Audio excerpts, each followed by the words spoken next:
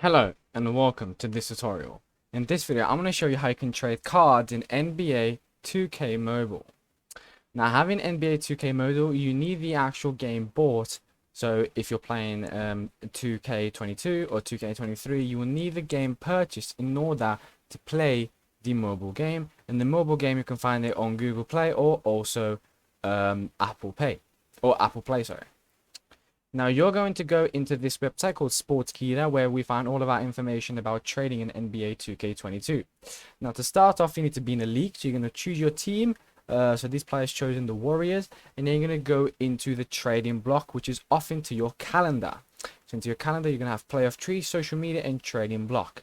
In the trading block you're going to add certain players. So you're going to add a target list, which means a player that you want.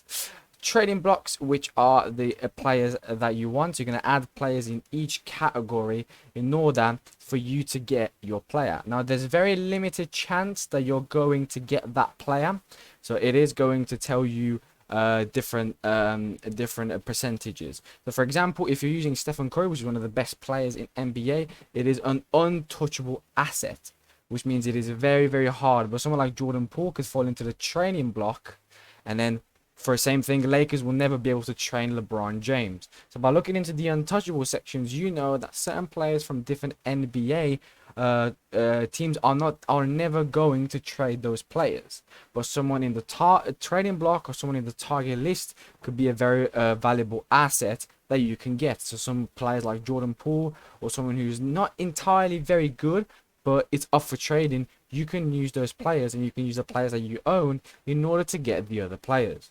Thank you so much for watching. If you enjoyed, please like and subscribe, and I'll see you soon.